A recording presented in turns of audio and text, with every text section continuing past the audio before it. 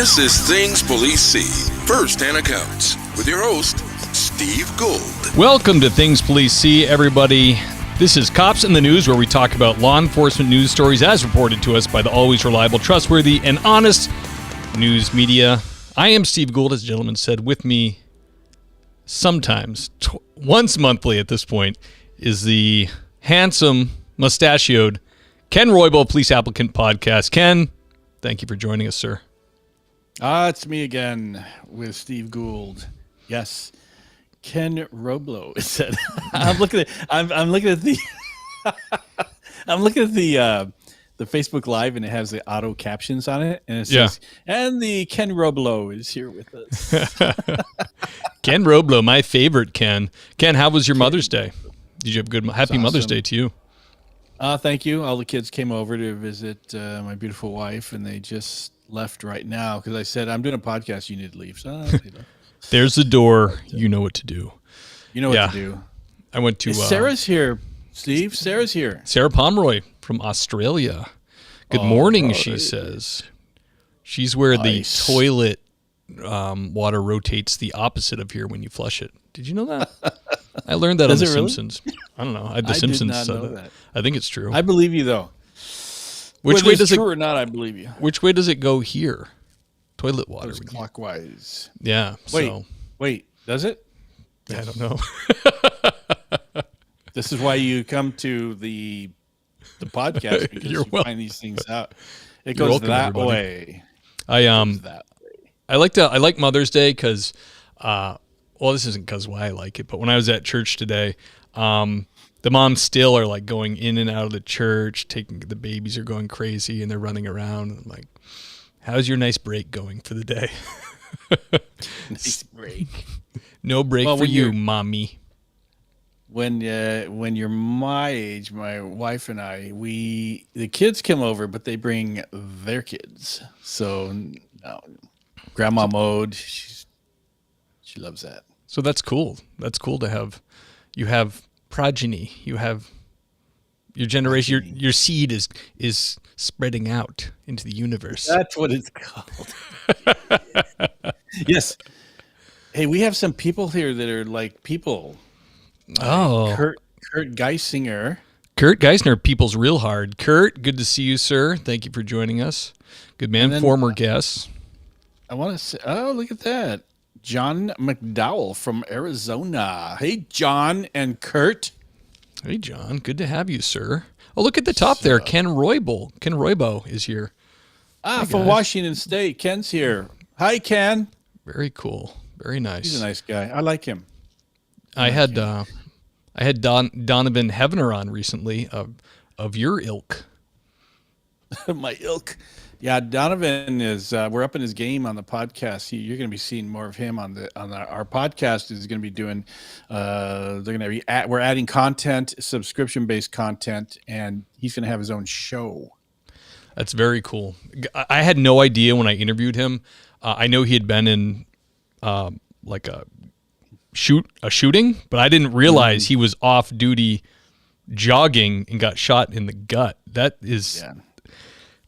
That's nuts. All the times you leave the house and your wife's worried about you, you're putting the uniform on.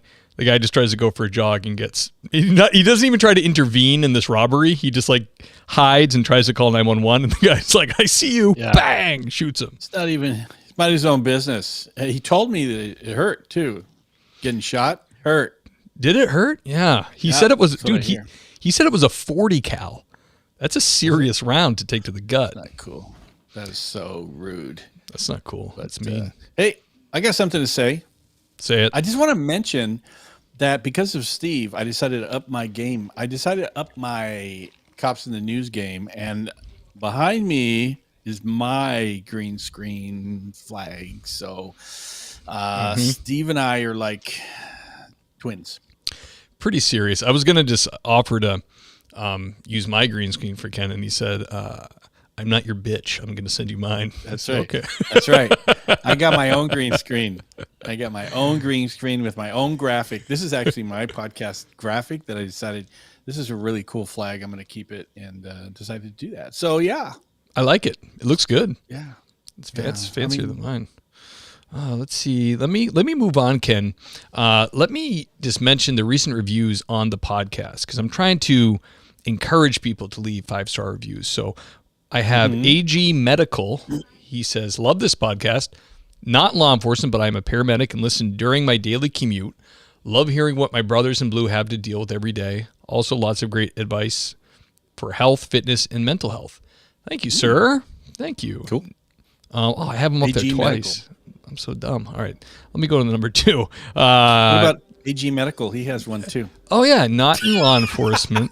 I'm a paramedic. Weird. It's like the same person. I can't believe it. That's what happens when you do this bleary-eyed. Next one is from Stevens54. This podcast is great. It's emotional, funny, gritty, and motivational. Steve is a great personality. Thank you for podcast, and you feel welcome from the very first episode. Oh, thank you. On the rare occasion that Ken Roybal takes a stroll down to TPS, the chemistry between them is downright hilarious. Keep up God's work, Officer Steve. Thank you, Stevens54. So, folks, I always encourage ratings and reviewings on the podcast, and I will read the last few I have on the docket out here on the live. So perhaps that will encourage someone to do it. Ken, what do you think? I think that's a good idea. I like these. I try and get these as well, but they're really gold.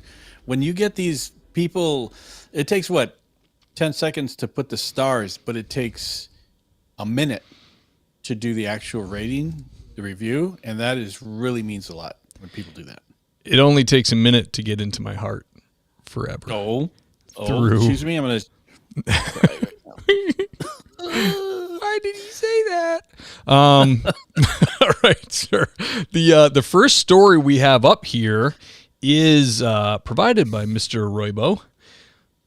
Sir, what do these two young ladies do? What is happening? Oh my gosh, this is so stupid. Let me see here. This is Detroit, Michigan. Apparently, 2 police officers and a third woman decided to do a home invasion on somebody's house, and the 2 women who did this, they all got arrested. And the 2 women, Brianna Cabano and Dania Sears, happened to be police officers when they did this with this third woman. And they are being charged with home invasion, second-degree conspiracy, and accessory to after the fact to a felony. And this is weird. Only $5,000 bond. But the thing is this, Steve.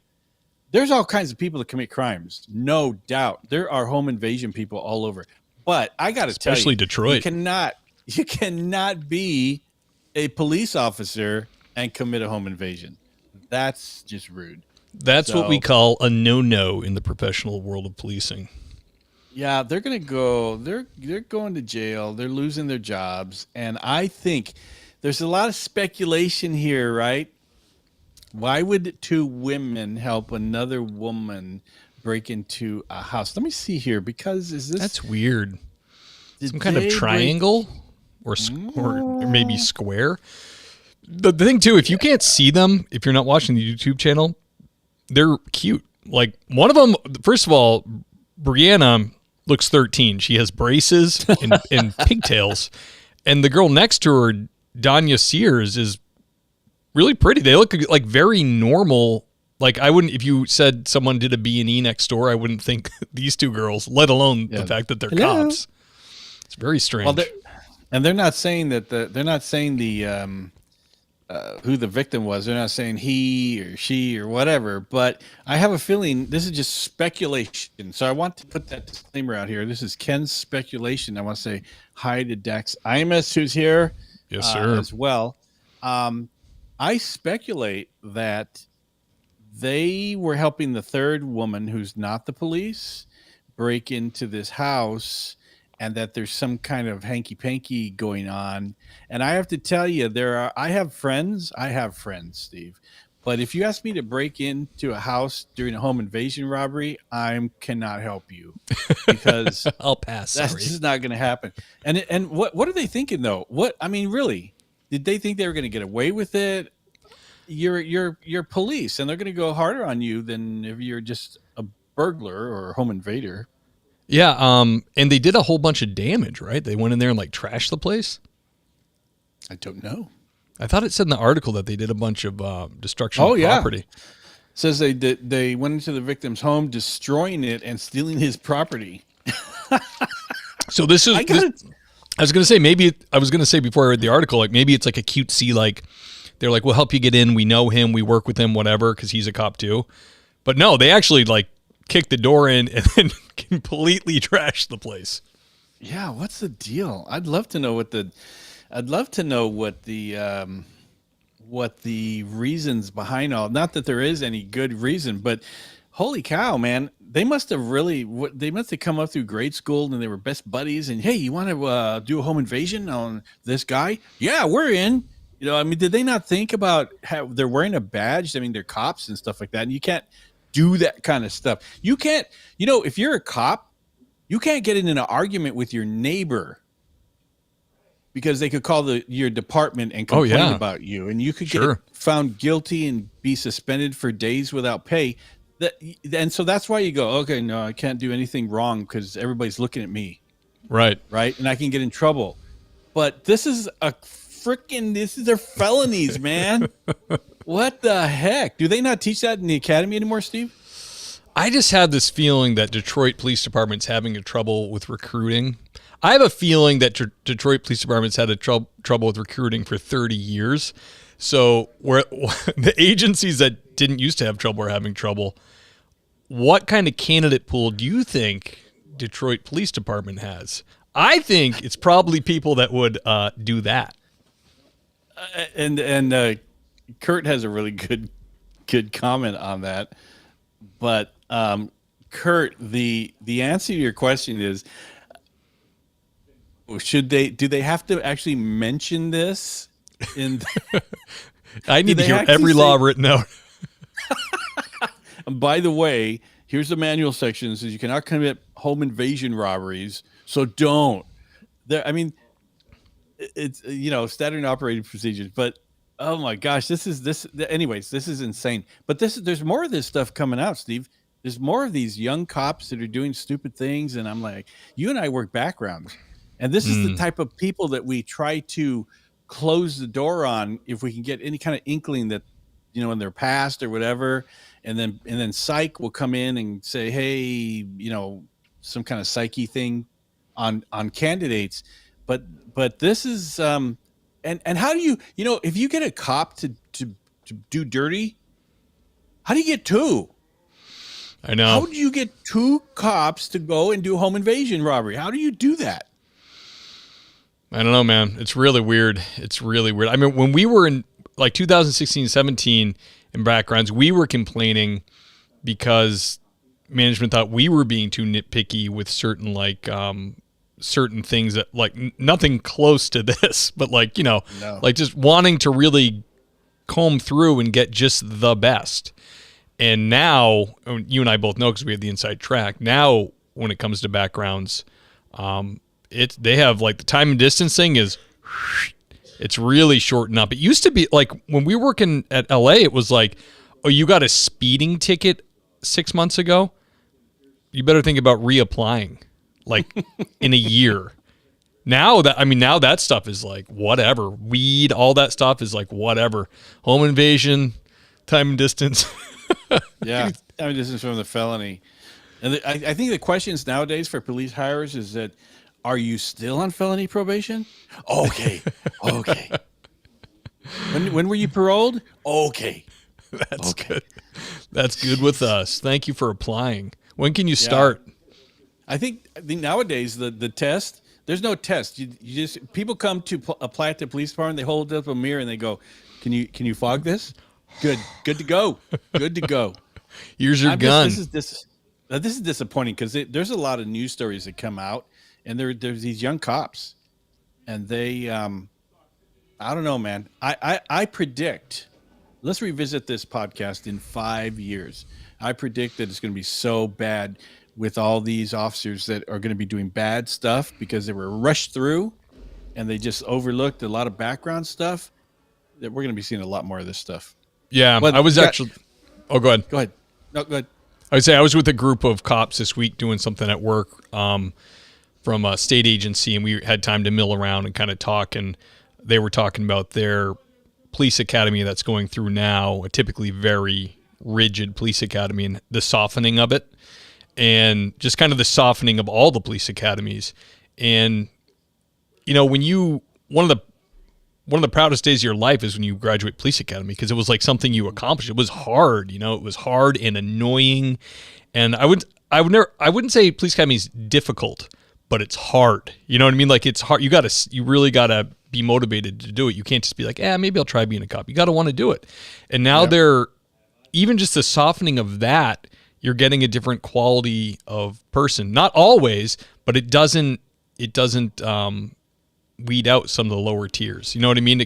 People are kind of sneaking through, and it kind of ruins it, because it's really cool. And because you have academy classmates, when you sit around and you tell those war stories and like, the embarrassment or the grueling thing they made you do, or it was so humiliating and ridiculous, but you made it. Those stories are like, they really bond you together, because the other cops you work with went through similar. And now it's going to be changing to a more, and maybe because we're Americans, but I can definitely see it changing. It's already doing it in my state to more of an academic style, college based. Like, colleges are already doing like a CJ program with the police academy on the tail end of it, rather than, you know what I mean? Rather than it's kind of paramilitary, but they're kind of getting away from like, the Smokies and people barking in your face. It's just not good on every aspect of police work. It's softening, even the Marines are softening. They're lowering their standards for Paris Island and all that. It's like, the world is laughing at us. This is not good. Yeah. The Marines, I mean, the military overall is down 13% in their recruitment. Nobody wants to join them. People don't want to join the military, but the police departments, the people that they're hiring, it's important to do background investigations and make sure that they meet the qualifications. And if there's any little thing that you think they should not be a police officer, that's what the background investigation does. But when they overlook all kinds of stuff during the background, or the supervisors go, yeah, that's fine, the background investigator said DQ the person, but they still hire them anyways, then you end up with people like Brianna, who's she's 12, and then Danya is 15. I mean, look at them.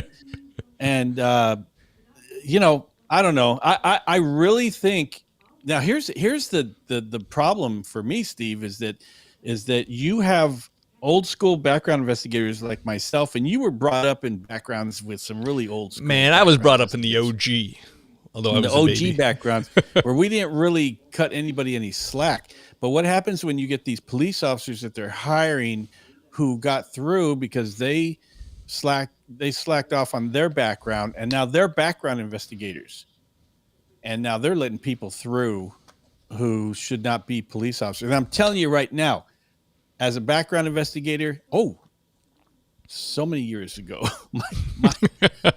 Don't say the number, Ken. On a side note, I got contacted by two police officers who told me, "Hey, you did my background in '97. I just retired after 25 years." That's funny. So my candidates are retiring. That's how old school I am. But I love it. You can't like cheat on the background. It's going to be, wow. It's already going bad. It's already going downhill right now. So I think that it's going to be not good, no matter what. I agree. Sarah Pomeroy says you almost need a college degree for all the pronouns you need to know these days. There should be a class on pronouns. Oh, there should be a class. Believe me, I have the 40 hours in service training cops have to go to every year. Oh, we have a class on it. Don't you worry. And they're discussing, is this a hate crime if a teacher refuses? And right now under mass law, it's considered possibly a hate incident where it should be a report should be taken in case something worse happens in the future. Not a crime, but it should be noted. So they're kind of softly starting to slip that stuff in there. it's pretty gross. I gotta admit, not a big fan. Ken, let me this next one, you're gonna love it. Let me see. I'm actually gonna read it because there's not a picture, but a German man rescued from woods after sex game goes awry. The German police say a 51-year-old man who was left tied up in the woods when a sex game went awry had a lucky escape after a cyclist and a hunter heard his screams for help. Police said the man was discovered fully dressed but firmly bound with ropes and a pantyhose over his head atop a deer hunting platform near the town of Buchberg late Wednesday. Buchberg. In a statement Friday, police said the man appeared to have been tied up by a woman he met online. After she had done so, the woman received a phone call and fled the woods suddenly, leaving the man behind in a helpless state. I gotta go. 51-year-old told officers that he had a box cutter on him for such situations, so this guy's no stranger to this. But seemed to have underestimated the woman's bondage skills because he was unable to reach the knife. The man was unharmed and refused to provide information as to the woman's identity, of course. That's pretty hilarious, man. Did you ever run anything that bizarre at your career at LAPD? Someone bound for sexual games left behind? No. I want to remember that. This one here, I almost want to go, what? Yeah. You guy, man. Some people are into some weird stuff, but for her, I mean, what? It says she got a phone call? She got a phone call? Oh, dude, I'm sorry. I'm so sorry. I'll make it up to you. I got to go. It's my husband. I have got to go. He's still tied up in the tree. Yeah, there's some call. And who called the police? Oh, some people are going by. They heard him screaming. Yeah. He was fully clothed still. I mean, they didn't even start the little fantasy game that weirdo had planned. It reminds me, only in Germany, man. I had a guest on recently, and he was saying he was a SoCal cop, and when he was in investigations, he had a killer that was cutting off people's packages, and it was a really weird one. So he got in touch with UK. I don't know. Somehow his investigation led him to the UK or Denmark or somewhere, and he called overseas, and they were like, you should call the Germans. So he called over to Germany. But their first inclination was to tell him to call Germany because it was such a weird sexual thing. But how do you? What if you're a cop and you get to this call, and you start looking at the guy? You crack up. You start laughing, and the other officers there, they start laughing too, and then you get in trouble because it's so bizarre and stupid. I don't think you're allowed. I don't think you can get in trouble. At least he still has his dignity. Yeah, Kurt, exactly. Oh man. Well, apparently it made the neuse. So what if Mrs. Guy? She goes, you were out at that time too. Where were you? Where are my pantyhose? Why is he gone? Yeah, why am I missing a pair of pantyhose? Where do you find these stories, Steve? I don't know. I was desperate. I just Googled like European strange news. I used to watch a YouTube channel once in a while, and it was this woman was kind of pushing back against like Americans in a way. She's American. They moved to Germany, and she was kind of just talking about how great the social programs are there. Like she said, we wanted to go visit our in-laws in the north of Germany, and we all took a family train car where we could all sit comfortably for 6 hours, and it was like $70 American round trip. So it's like, because a lot of their money, 40% of their pay goes to the government, so they distribute it however they distribute it. But she's like, yeah, it's great. It's like all these impulses and things people deal with are really taken care of. Like we were driving down the road the other day coming back to our apartment, and my son said, what's that? And I said, well, honey, that's a brothel. It's like this building with naked ladies all over it. She's like, that's where you go when you want to have sex. I'm like, at that point, the lady just completely lost me with the whole channel. I'm like, the social programs seem neat for a second, but you're obviously like really, really odd. Your son, and by the way, your son's like 5. She's like, that's where you get a hooker, honey. No. Hookers are good. Look, it's fine. That's totally fine. Next up, Ken, is... this lovely lady belongs to you. This is your story. Well, this is right along the lines. I don't know if you guys remember. I don't think we did a Cops in the News on this one, but a couple of years ago, there was a story an LAPD officer, true story. The LAPD officer did not know his body cam had activated. He went to a drug overdose death of a young lady. Oh yeah. And his camera was activated. He did not know this, but on the camera he's copping a feel on the dead girl's boobs. And it was in the news, and it was like that. This is along those lines. So this Florida police officer, she goes to a call. The call came out as a distress call. Guy couldn't breathe. She gets there, and the guy's dead. So while she's there, she takes a photo of his credit card. And then immediately after, let me see, like he's dead. The next day, the ex-wife starts getting notifications that this guy or this guy's card is being used at a Wendy's, at a hotel room, 7 gas station purchases. Either she's filling up her car and going really far distances really fast, and then filling up her car, going to Wendy's. I have trouble.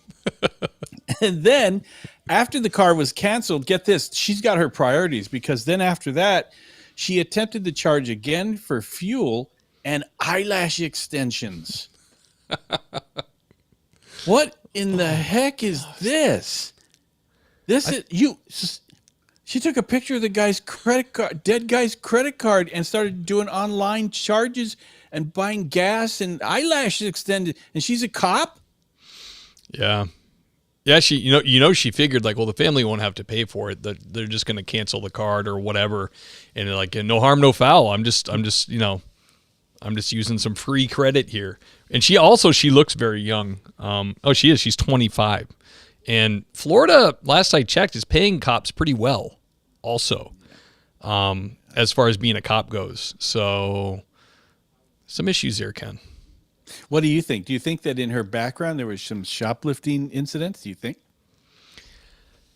Yeah, it'd be interesting to see. I would love to see her background. I want to give Florida the benefit of the doubt, because I feel like they're one of the last strongholds where they are kind of like, they really do embrace their police and they pay them well. And I know nothing about what they do for backgrounds. Honestly, I don't know at all. But I would assume, wouldn't you, that if they're actually attracting police officers from around the country, they would probably be able to be pretty picky, right? I can't imagine she would have something like that. But what if St. Cloud's one of those liberal places in Florida? What happened then, Steve? Oh, you talking like diversity hire, something like that? Yeah. Could be. Yeah, absolutely. I'm not cutting nobody's slack here. Something's wrong. Something's wrong, man, because she's 25 years old.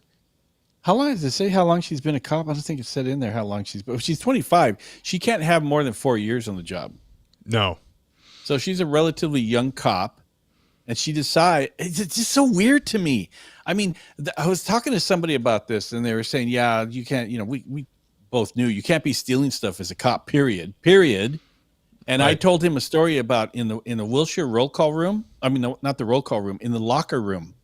I said somebody had left $1 bill on the bench in the locker room, and I'd stayed there for days. This $1, nobody would pick it up. Right. Nobody. Because you can get it. Police departments will forgive you for a multitude of sins, but you cannot steal. Do not steal. That was always the joke. You could leave $100 on the back in the roll call room. No one would ever take it. But if you left your flashlight around, it would go missing, because that's department property. Someone would go, it'd be gone. Oh, extra flashlight. So I can't. I don't even know how to address this. That somebody was a police officer, and and when you came on and when I came on, and that was not even something that you would even consider. And whenever you would hear a news story or something like that a police officer did something bad, like theft, I mean, it would be like so unusual, and the person must have been crazy, or I don't know what it is. But here we have a 25-year-old. They're not that old. She's not that old. And she's doing, I mean, this is absolutely just stupid. That's yeah, just stupid. I think it's part of in general, the moral, erosion of our country, and not to sound like an old codger or something, but it's like, people don't, when you have your own, you live your truth, you make your own truth, you make the truth based on your feelings, and you start making decisions like that. Like if you don't have a straight path to walk along, you're making your own moral judgments, you're making your own standard. I think this is just where we end up. I mean, I know plenty of like very otherwise sane people that say things that are totally insane when it comes to like gender bending and all that other stuff, and they contradict themselves left and right with different points of view with the transgender movement, and then like but men and women's sports is wrong, obviously, but then that kind of like that conflicts directly with the fact that you can be a woman if you say you're a woman. You know what I mean? Like when you walk off that path, the moral path laid out by our country based on principles from the Bible, I think you're capable of doing anything and ease your conscience. Also, I think she basically saw this and said, whatever. Maybe this guy was a guy she dealt with 100 times. He was a frequent flyer, a scumbag, who knows? And she said, whatever. His family's not going to pay. Credit card will cancel it, or they'll mark it as fraud, and no harm, no foul. Basically, almost like I'm not even breaking the law. That's her mind. That's it. That has to be it, because there's no rhyme or reason why anybody would do this as a cop. No. And did she not think she was going to get caught? I think that's nuts. I know. It wasn't even like a one-time splurge online somewhere, or like with blocking your IP address. It was like in person, Wendy's, fuel, eyelash extensions, like really dumb stuff where you could easily be identified doing it. Yeah, and then the way they caught her was during the investigation into the incident, detectives matched the suspect's vehicle to her, who also fit the description. So they must have had either her license plate or vehicle, or they had her picture in the car and they matched it to her and they caught her. So she's like not even hiding. Yeah, and it's not like you're in New York City or LA where the police pick up the phone and you report credit card fraud and they go, okay. And they just take down your info and it goes into I don't know St. Cloud. I've never heard of it, and they probably investigate these crimes. You know what I mean? This isn't like just, in the big cities, they don't even investigate auto crime anymore. But in St. Cloud, they probably have a little detective bureau that works their little asses off on catching these people, and she definitely should have known that, Yeah. And you know what? You know how you can tell she's an inexperienced cop? Because an experienced cop, I'm not saying this is cool, but I'm saying an experienced cop would know that you give the information to somebody else. You're not the one who's using the card. So, yeah. She's dumb. All right. This one's kind of heartwarming, Ken. Interesting to get your take on it. A smaller New York police department is giving out vouchers to help re-engage with the community after the wake of George Floyd and all the anti-police stuff. So in other words, the officer has a voucher book. They have an agreement with the garage, and total discretion to the officer, which I like. So you can pull somebody over and the officer can make the judgment call if you can, for an equipment violation. So headlight, whatever else, taillight, windshield wipers not on in the rain, whatever the laws are where these people are, they can pull them over. And if they feel the person out, they can decide that they're worthy or in need of a voucher, and they can hand them a voucher for the estimated cost to replace the equipment on their car in lieu of a fine that would be like, around $200. So I like the spirit of it, but I think there's some things that could spur off of it that are not great. What do you think? First, I want to say, did you say voucher? Yeah. There's no G in voucher. It's voucher. Voucher? You get CA voucher. Voucher. What are you saying, Steve? Anyways. I'm slow. So we're talking about vouchers. Vouchers. I like it. Vouchers. Vouchers. I like it. I think it's a cool idea. And you could tell cops can stop someone and know if they're being righteous or not, and they go, I don't have any money, and and I need to get to work with the car. Man, I would like you take this voucher.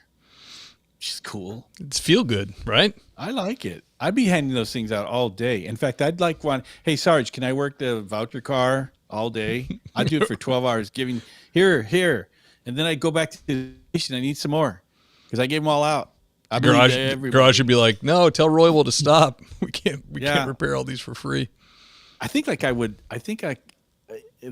stop people. I don't know if I would judge them or not. Say, you have enough money to fix a car. I'm not giving you a voucher. Yeah, that's the weird part. Or this is out there, but what if people I guess it's probably sporadic enough and the officers can use their discretion, so that's good. But you could just like try to get, you just don't have a headlight, and you could just, drive around until you get pulled over and be like, voucher. Here's a voucher. Hook me up. And I'm wondering if there's anywhere to follow up with them or anything like that to make sure they used it and didn't use it for someone else or something like that. Yeah, the guy came in and got new rims. Is it a voucher? Does it say if it's a voucher for like certain businesses are on the thing or not, on the ticket or not, or how's that? Yeah, work? I think they have a deal with only one local mechanic, and I think they know what they're coming in for. So, in other words, they know they were stopped for headlight, taillight, or whatever, and they kind of, I don't know how they're paying the business, but it says it's no cost to the police. So it must be, maybe they're using it as like a charity write-off or something, but the garage is doing it. What's cool about it is it's a small community, and it's not costing taxpayers money. It's just a community taking care of its own. You know what I mean? That I think is cool, because we're completely so far away from that now, with like the government is now your daddy, and it's like, oh, I can't afford this, can't afford that. You're not going to your community or to your church. You're going straight to the government to take care of you. This community is actually stepping up and taking care of their people, which is very cool. Yeah. It takes a village, Steve.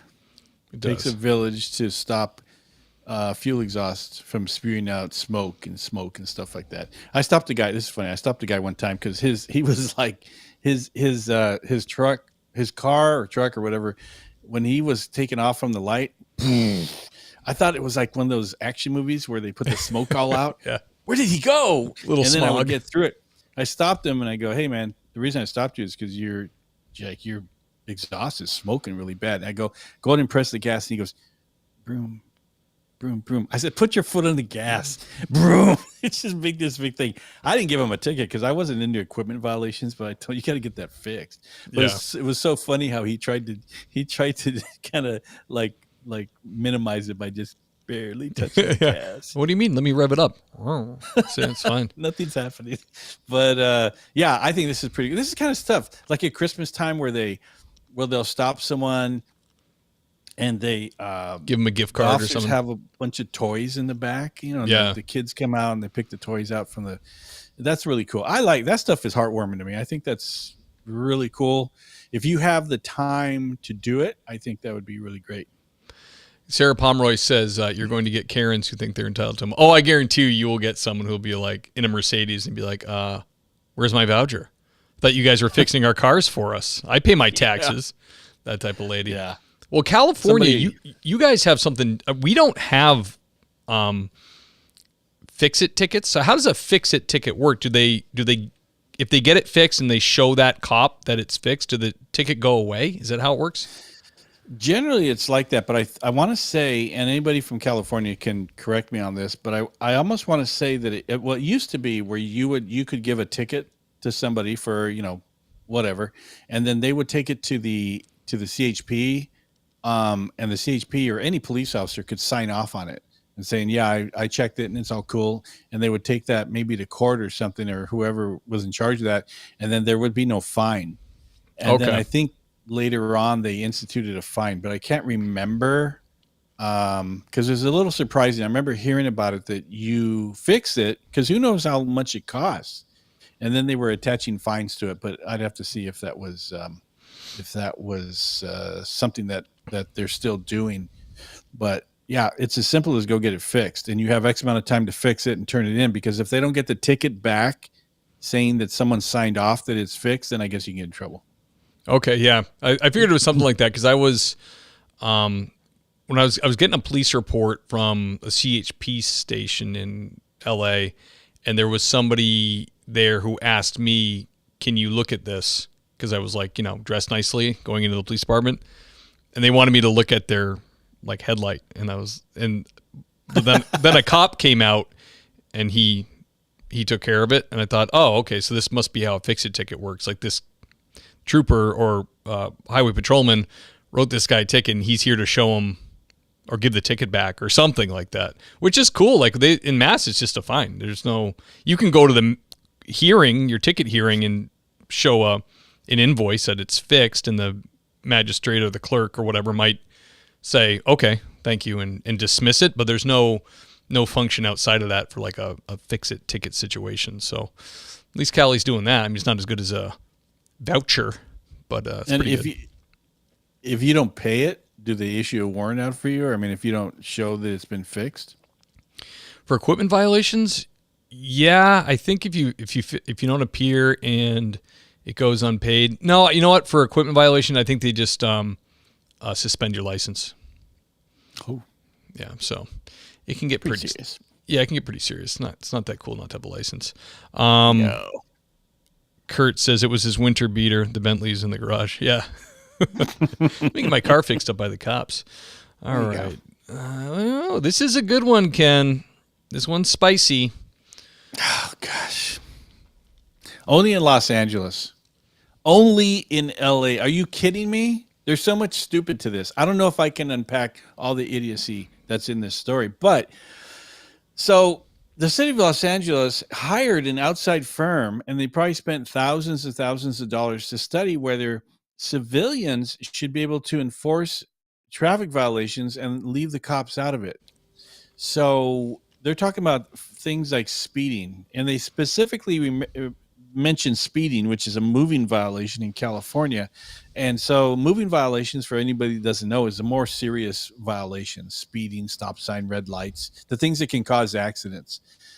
So imagine this, if you will. I need Imagine music. Imagine music. And do we have any? No. All I have is this, Steve. Yay! That's all I got. So imagine that you are on the street and you're speeding, and some car comes behind you, and it's not a police car. It's not a police car, and they put on some kind of little lights, and they want to pull you over, but you know it's not the cops. What do you do? What do you do? And so all of a sudden you put the gas down and you're gone. Because in California, as far as I know, I don't even know how they'll do this, because the vehicle code says not police cars can't have red and blue flashing lights. Only police cars can have. You can't even have. You know how the kids, they trick out their cars and they put all the the underglow. Like yeah. You can't even have blue lights or red lights that are like obviously customized for the car. You can't even do that. And so what kind of lights are they going to use? Yellow, amber lights are the only ones. And if somebody lit you up with amber lights in your rearview mirror, and it's the word on the street. Come on, the word on the street gets around. Yeah. And somebody tries to pull you over, or what if they get up to the car and you go, yeah, bite me. I'm leaving. Yeah, they have no authority. And then they're going to have to call the cops anyways. I don't know how this is going to work, but more than that, everybody knows that traffic stops are some of the most dangerous stops. If you YouTubed police officer shot on traffic stop, YouTube would have tons and tons of videos on that, where they just stop for a simple traffic violation. Plus, me and you and probably every other cop we know has stopped tons of cars with guns in them.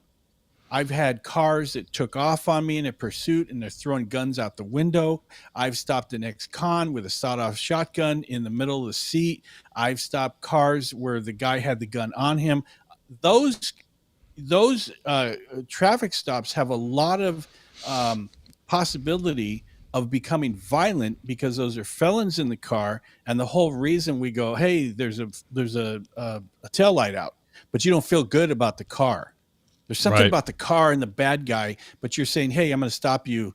I have PC because you have a tail light out, but I'm going to see something else. And you end up pulling people out of the cars that have felony warrants. What if the person has a felony warrant for murder or robbery? Yeah. What if the car's stolen? Tons of cops too are getting gunfights on traffic stops. Yeah. This is so bad. I mean, it's such a not good idea. And I hope not, but if anybody gets hurt doing this, the city should be liable for this kind of stupidity. Absolutely. And so LAPD officers then would be, there's a traffic division in LAPD of a bunch of cops. So the way it's written, it sounds like they're going to not let LAPD do traffic stops. So then does every stop become a, what do they call it when you pull somebody over for like a minor offense, but you're really stopping them for drugs? Not predatory, but I forget what the legal term for it. Interdiction or something like that. Yeah, like it's kind of like a detective calls you and says, hey, this is the car. They have this on board. They're going to just grab them. Because anybody commits a traffic. You can bump a fog line. You can go 3 miles over. Like that's already has a magnifying glass on it. So it sounds like the only kind of stops the cops would be able to make are those stops. Like the stops that they're scrutinizing. Why'd you stop them? It was a traffic violation. Call the traffic people or whoever, whatever they're going to call them.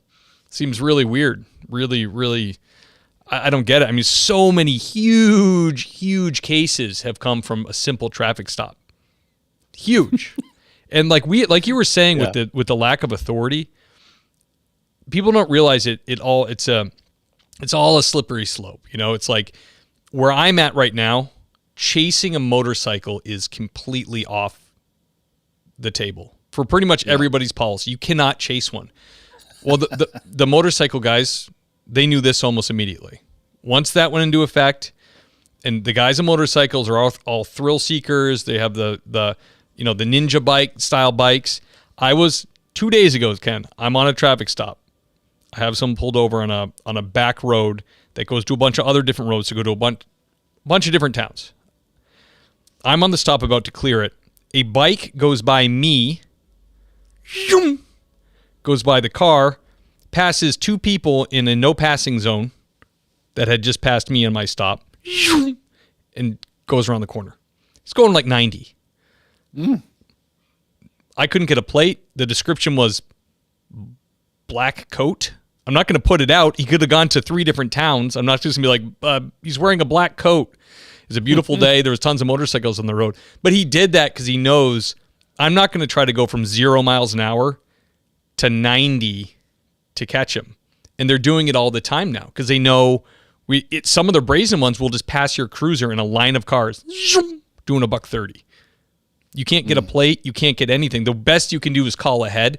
And if there's another cop somewhere, but without a plate and a really good description, how is that going to stick in court? You know what I mean? Unless they catch him going 130.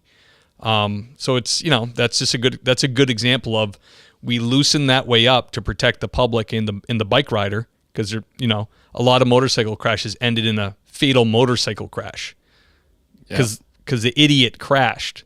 So to protect them from themselves, we don't chase. And they know that. And they do whatever they want on the road now. What do you, like you said, what are they going to do with civilian traffic control in a city of millions, one of the biggest cities in the country with a lot of crime? I like you said, it's not going to go well, man. They're not going to listen to these people at all. And the ability, the authority to stop people is in the vehicle code, right? It's a state law. So LA City decides they want to make this a thing. They can't add to the state vehicle code. You can't just go, hey, we're going to do our own law out here, and now people have to stop. And what kind of what kind of authority will they have to pull people over? These are civilians, they're not peace officers, not law enforcement officers.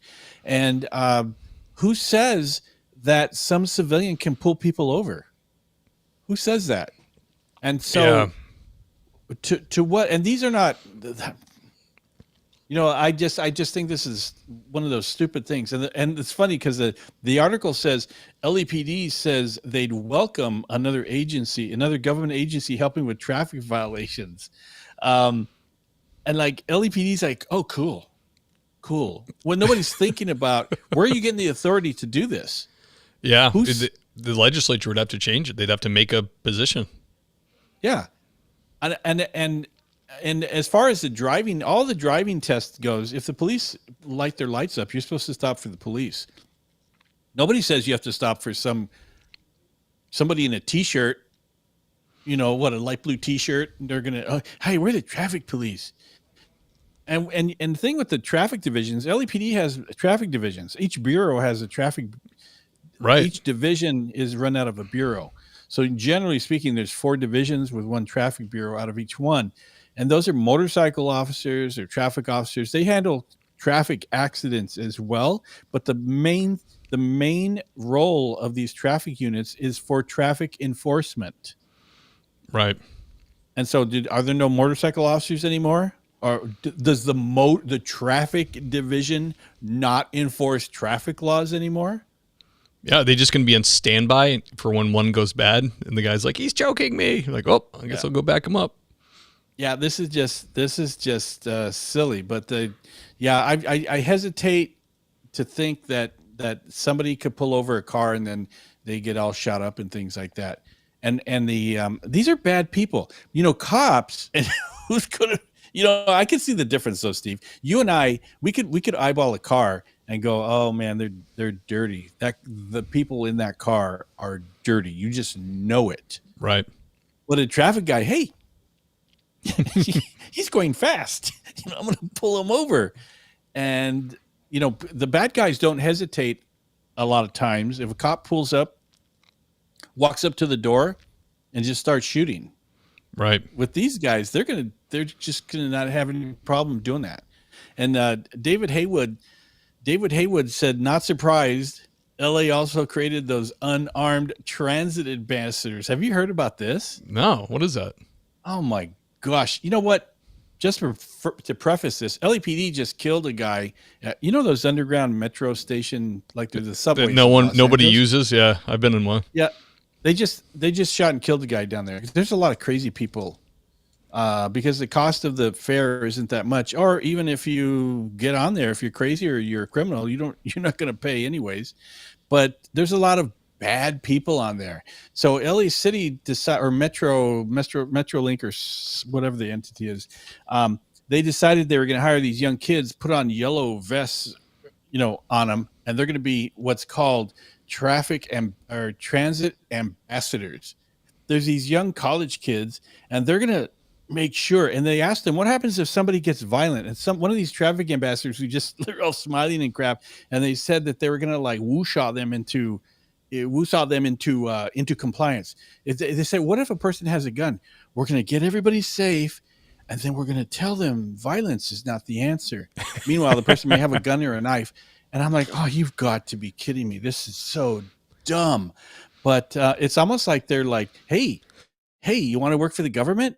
We have this position for you that you can blah, blah, blah, and it'll be fun. And meanwhile, with these traffic stops and with the metro link and all that kind of stuff, they're actually dangerous places that they're sending them to. And these young kids that they showed in the news article about this, they're like, oh my gosh, this is so cool. Here's my graduation and all this. I'm like, stupid. Man. I can hear him on the phone now.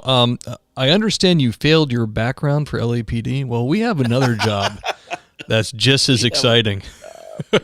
So exciting. And there's going to be a couple times where their little sunshine and rainbows talk to these violent people isn't going to work. And there's going to be a ton of people going, oh no, I'm out of here. This is too dangerous. This is not what I want to do. Of course. The people in the subway are the scariest people. You and I took the train I did for a couple of years, and you took it for a long time, but how many times did you walk by on the way to your train to deputies or LAPD muckling somebody or putting somebody up against a wall out of their mind, or they're lying on the train tracks to kill themselves? Like, these people they're nuts and they're dangerous. Yeah. Even at the train station, there's a lot of loonies in there, but yeah, I don't see how this is going to work. I do not vote for this. It's a no from Ken. It's a no. Civilian traffic stopper people, no. Did they even check with you, or are they just doing this without your approval? I didn't hear. I heard about this like on Fox News with everybody else. That's BS. Unbelievable. Nobody called me. Nothing. So the next one, Ken, is kind of unbelievable that this would even happen. This did not only happen in San Bernardino County. This happened in Dallas. Just recently did this as well, where these hackers go in and they cyber attack the sheriff's department system. Here's San Bernardino County just paid $1.1 million after cyber attack. They got into a bunch of stuff and they held it ransom. This is law enforcement. They held it ransom, the actual systems that run the sheriff's department, and they paid them that's crazy, 1.1 million. The funny thing is, I don't know if it's funny or not, but San Bernardino County had insurance. It's like hackers insurance that covered $500,000 of it, and so the department only had to pony up $500,000 of their own.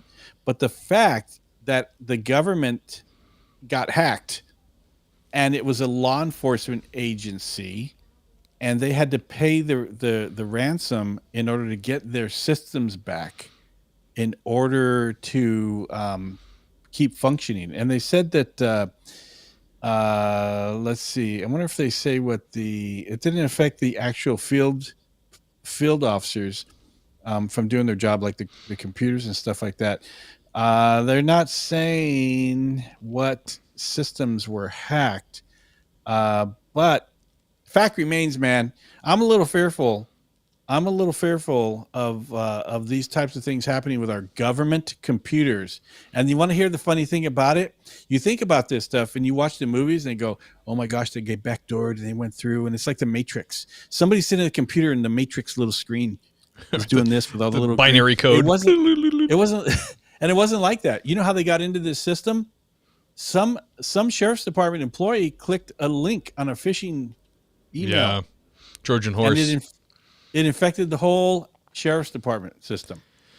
Yeah, and how do you guard against that? You have how many employees at San Bernardino Sheriff's Department? So many. I mean, Ken, isn't it a bad precedence to set if you're isn't this just like another payday down the road for the hackers? Like, all right, they paid us that.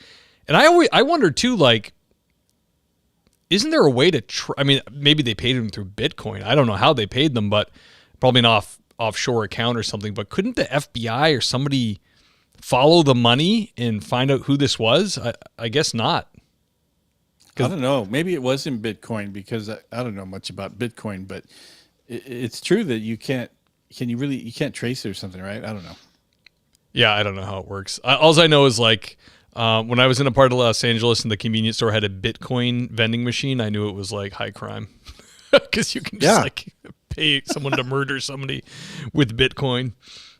But there's a lot of systems that can be hacked that would be very vital to any country running itself. I mean, what if somebody decided to hack the electric grid, or where we get our water from, or food deliveries, all this Hoover kind of Dam. stuff. Everything's on computers now. And if they were really serious about hacking or disrupting the United States, all you got to do is tie into those systems.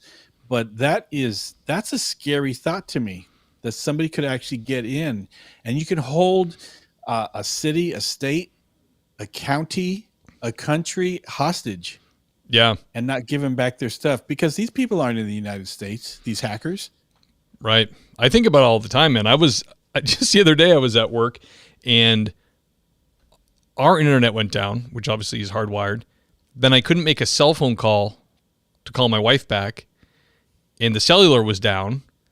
And then finally, when she got through, it was all broken up. She said our house, everything was down, and we're in 2 different counties. I'm like, Yeah. I start thinking like, is this it? Is this the Chinese, whoever?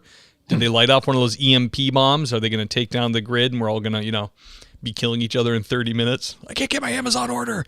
It's 2 days, took 3 days. Yeah. The Chinese have changed it to 3-day delivery. What if? I mean, because you figure people are going to get upset. They're going to go, I can't order on Amazon. I need this stuff. They go, just go. It's only 2 blocks to Home Depot. No, I'm not getting in my car. I ordered on Amazon, and it's bad. It's really bad. I'm very scared of all this stuff. What is this, Steve? Well, this is the one we can't avoid it. We have to talk about it. Okay.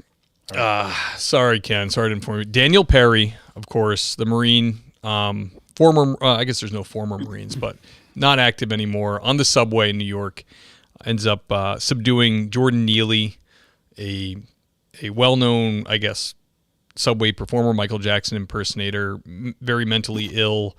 I know for a fact from knowing people that live in New York that the subway, once again, kind of like pre-Giuliani times, has become very scary, and real scary things happen on the subway. People get thrown in front of trains on the platform. People get horribly assaulted. People are very unwilling to get involved, and the police presence is low for all the reasons we already know. So it sounds like to me, and I know you've heard the story, I'm sure, they're sitting there in this train car, and this guy, Jordan Neely, who's got he's got like 30 or 40 criminal arrests. He's assaulted 3 women in the subway, and he's just mentally unstable. He should be in an institution. He shouldn't be walking the streets, but he is. And he starts making all these threats and really legitimately scaring people. And that because you can find stories where people actually, after Perry subdued him and had him in a chokehold so he wouldn't hurt anybody, people went up and thanked Perry, and actually then went to the police station and said, I'm here because Daniel Perry wanted me to be a witness to what actually happened. We're not getting all that information right now, but you can see where it's going to go, because it takes away from the sensational nature of the story for the news media, so they're not going to release everything like that right away.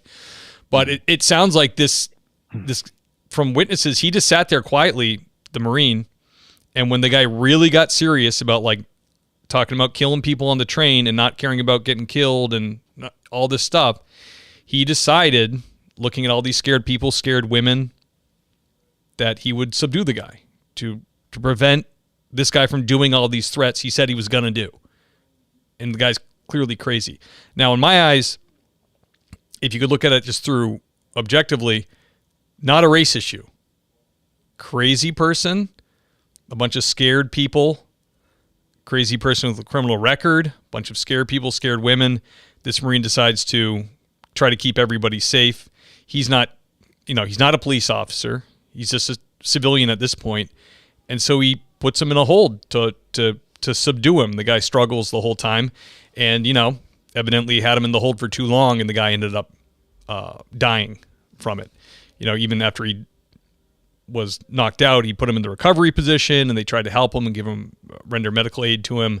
But that's the whole story. What's confusing about it is, not confusing, but it's like everything has to be about race. So immediately was like blonde-haired, white Marine chokes out adorable black subway performer who loves Michael Jackson. Like, that's kind of like the story, that all these pictures of him from 15 years ago when he wasn't a horrible drug addict. And that's the story. People are now, standing on the subway tracks. They're being absolutely horrible to New York City police officers, spitting on them, doing all the things you would imagine, blaming them. Nothing to do with these people protesting were part of the movement that got less police, and part of the movement that got more crazy people into the subway. And now they're protesting the police who weren't even present for this, because a citizen had to step up to do something to protect people, which is good, which you would hope a man would do if he felt like people's lives were legitimately threatened. It seems like they were, or they felt like they were. And now he's getting charged with manslaughter charges. And people are, the family, everybody else wants money. They want him put to jail for murder. They actually charged him with it. And yeah, it's just like hell on earth in that city. It's like, never mind doing something as a cop, even as like a good Samaritan, you can't do anything. Yeah, maybe he obviously choked him for too long, but it's like he didn't cause the situation. An insane criminal did the whole thing. And my other thing, Ken, and I've said it before, is like the family's suing. The aunt is suing, estranged uncle. Where were you? Why isn't this kid living in your house? Why hasn't he been put in an institution? Why aren't you at the courts advocating for him, getting him institutionalized? But no, you want money. But you weren't there. The breakdown of the family, the nuclear family's destroyed. And this is what you get. You get people who have nobody, who are insane, who should be institutionalized, that are, on the subway terrifying people. That's my take on it. Yeah, I mean, I back in the day, I've used the upper body control hold on several people. Right. It was the go-to thing because it was quick and easy. You didn't really injure people.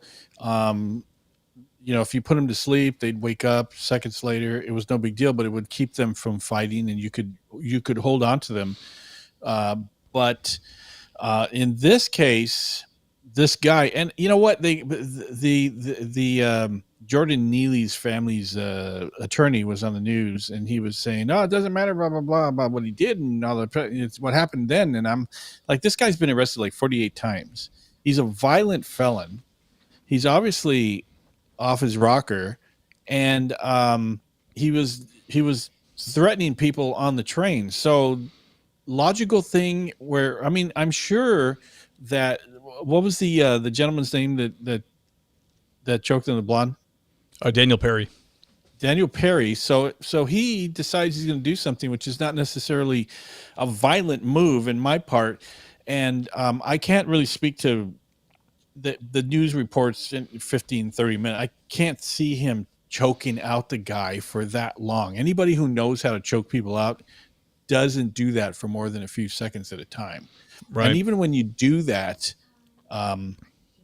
you would know that you don't put a lock on it when you do that, which is something that you would do. You could do that and lock the person in, but you wouldn't hold it for a long time. As soon as the person goes limp, that's the time to let up.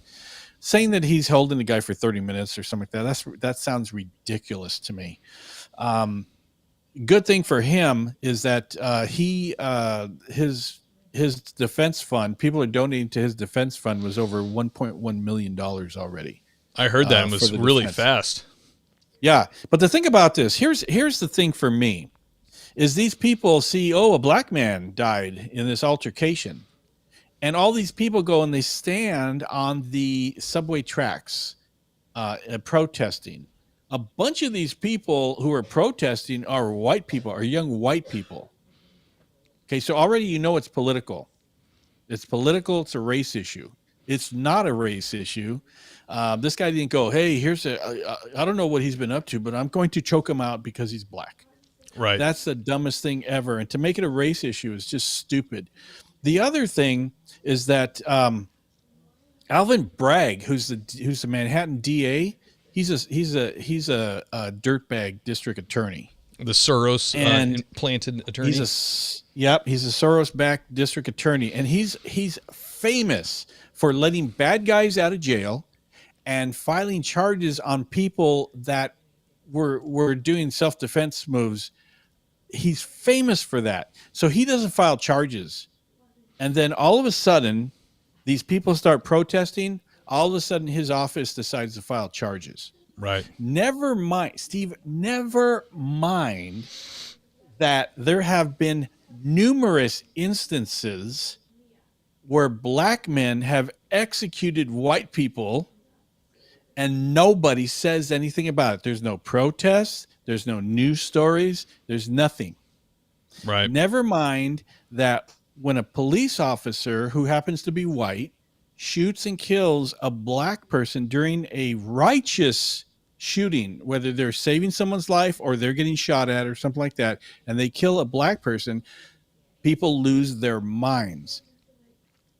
But when a black person kills a police officer, nobody cares. Yeah, it's fair game. So when this happens, where a black man, a black man, I don't think he was murdered. I think at best it was a bad circumstance. It might have been an accident or whatever. That he died. The fact that the one guy was white and Neely was black has zero to do with it. But if you're going to protest everything. Right. Yeah, they just, That's why I don't put any credibility into this type of thing. Where just because do you happen to know the facts? It wasn't murder. Sorry, it wasn't murder. Right. Yeah. Well, you don't want to bring up facts and statistics and all that stuff. Ken gets hurt feelings tend to happen, and yeah, I know it's totally nuts. Even when it popped up, I was like, well, in this case, it wasn't a cop, and it was just kind of just two dudes, and it seems like it was an accident. But I know better. That's not the way it's going to go down. And I really, really hate, like what you said. I really hate how the legal system is supposed to be beyond reproach. It's supposed to be all about justice. You make a decision, you look at it through the lens of the law, and you stick with it. I really hate how they acquiesce to the mob. That's what they do. I think that's what they did with the Chauvin sentence. Like, his charges were over the top, didn't even fit their law, but he guilty of them. That to me was like, that was like the beginning of the end. It was like they just went against their own code, legal codes, and they convicted him of whatever it was, second-degree murder, whatever. But it was like, wow, people thought when that started he was going to get like 5 to 7, and it was like, what do you get, over 20 plus something? And it was outside of, they kind of operated outside of their own guidelines, which was, the law is supposed to be blind. The justice is supposed to just dispense it, give it out. And that's what we saw here when they started to make a big stink, and they knew it was going to be a problem. They said, well, I better charge this guy. That's gross. That's really, really gross. Yeah. And these protests are nothing but a race hustle. And a lot of people don't want to say that. They don't want to go in public and go, man, this is not cool. But when that little kid was riding his bike out, I forget what state it is. He's 5 years old riding his bike, and the black man came out and shot the little kid in the head. Or a few weeks ago, when the little girl was, her and her dad were playing with the ball in the front yard, and it goes into the yard of the other person, the neighbor, and the neighbor is a black guy, and he comes out and shoots both of them. Right. Nobody says crap about that stuff. Yeah. Doesn't fit the narrative, my man. No. And so, but when white people are killed, I don't know. I guess it's okay. It's okay. But if a black man dies accidentally because he was acting like an idiot and threatening people, and he gets put in a chokehold and he dies, people lose their minds. Their minds. Why, Steve? Because it's the flavor of the day. Oh, cool. Oh, you know what? Got to protest, man. Got to protest. Right. Well, any reason not to go to work for these people. We can tell by the kid in the LA Dodgers hat there. I just think it's really, it just annoys me the extent that people go to make something political or race motivated and things. I just think it's ridiculous that people do that. Yeah, I hate it. 100%. All right, Ken. This one's kind of it's kind of weird. I don't know. What's going on with this, Steve? Good enough to even bring up, but I'm going to do it. So I just thought it was kind of spooky how America is known for its military force and helping other countries bolster their military and stuff like that, right? That's kind of like what we do. We help out our little brothers around the world with what they're doing, including Central America, South America, all that. But we're not so much into helping their police out, and a lot of that has to do with, from what I read, the corruption. So we're not going to, if a police force in another country is like insanely corrupt, like Mexico or something, we're not going to give them a bunch of money and tools because we have no control over what they do. And if half of them work for the cartel or are owned by the cartel, it's not something like civilian law enforcement from the U.S. wants to get involved in. They just don't want to lend them our training to make them more deadly. You know what I mean? So the law enforcement thing, I guess we've kind of backed off of helping certain Central American, South American countries that are not great with corruption. Well, I didn't know this, but China is way into that. So there's a big void of these civilian police departments needing help. And China is, since 2013, the article says, they've been sending like facial recognition gear, cameras, all kinds of high-tech equipment, kind of ingratiating themselves to these countries. And it's kind of getting ratcheted up where a bunch of countries have kind of like full-on like agreements with China. Like, yeah, they're like our big brother. They're the ones helping us. And I read the article and it was kind of like this, just with the current climate of like the American dollar being in trouble and other countries kind of hopping on with China to replace us as the world currency. Now they're like deep in with their police departments as well, kind of funding their PDs and giving them what they need. And it's like China's kind of, their party is selling it to their people as like a humanitarian. Hey, this is just goodwill from China. Like no such thing. Like goodwill.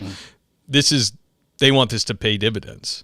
There's a reason they're providing these countries' police forces with all this high-tech equipment, because they want to own them. Right? I mean, and they're real close to us. So I don't know. I just thought it was interesting and it kind of freaked me out. I'd never even thought of this happening, but have you heard of this, Ken? No, not at all. But it's China's pretty smart in a lot of things. And I can see them doing this to get closer geographically to the United States. You don't want them to be so like awesome that they just cast off the United States and they start putting up military installations on our borders. Yeah. It says Latin America and the Caribbean, Ecuador, Guyana, and Suriname. Is that how you say it? Use China's safety city technology to try to reduce crime. Critics argue that technology might give China a backdoor into overseas sensitive government and personal data, and are also concerned that China is exporting the same intrusive surveillance and repressive policing practices it employs with its own borders. Well, of course they are. And these countries are eating it up. They're like, what you're not doing is you need to put your boot more firmly on their neck. Yeah. And all they have to do is China just needs to fly some weather balloons over Latin America, and that'll do it. Right. Yeah, they're probably coming from Latin America. They're probably putting them up for them. Yeah. So I don't know. But I mean, you don't want any of those South American countries, Central America, to have any kind of presence, Russian presence or Chinese presence in those countries. They are too close, way Absolutely. too close to the United States. So, whatever it takes, man, we have to make sure that they remain friendly with us. But yeah, this is not a good idea. Not good. Yeah, I knew where I used to work. A guy in a neighboring agency, his dad, when he was growing up, they were from Brazil, and he was on the Brazilian one of the Brazilian police department stations, and they would run out of money, he said, and they would just lay them off. And then you'll get a notice when we have funding and you can come back. And he said it caused half the guys to go into like carpentry and property management, and roughly 50% went into organized crime, made some connections, and then they go back on the job with those connections, and then they get laid off again. They'd call them up and go, all right, well, let's set you up for next time when you get the badge back. Get the badge back. Now you're back in. So I think that's probably why we're kind of like, if you're not going to do it the right way or fund your police department, we're not going to like give you weaponry and technology to use in your crime escapades. So It's a real stinker, Ken. I should have ended this on something a little bit rosier than that, but let me add on to this. I'm going to add on to this, Steve. Is it something nice? No, it's not nice at all. You know that Title 42's ended, right? Oh yeah, people coming over the border. So these folks are coming over the border, but they have found on these border crossers. Guess who's in line? Young, military-age Chinese men are trying to cross the border. Plus, people on the watch list. So why would Chinese men try to come in through the Mexican border? Yeah, that seems fishy. So, I mean, if you have a photo of a puppy, we can put that up, something like that. The world is ending. At least you have Cops in the News. Ken, where can the people find you? If you want to find me, there's two places you could find me. You can find me at policebackground.net. If you need help getting on the police department and need your consultation for your background investigation, and the Police Applicant podcast, Apple and Spotify. So just Google the Police Applicant podcast. We'll show up, and on Instagram at LA_backgrounds13 at LA_backgrounds13. Follow me on Instagram. Excellent. Sarah Pomeroy, thank you very much, guys. You can go to thingspolicey.com, see everything for the podcast there. If you really love the show, you can always show your support at Patreon. The link is in the comments. Become a Patreon member, supporter. A link to Ken's podcast and website will be in the show notes as well, so go check him out. Ladies and gentlemen, this was Cops in the News, and we will catch you next time. Yeah.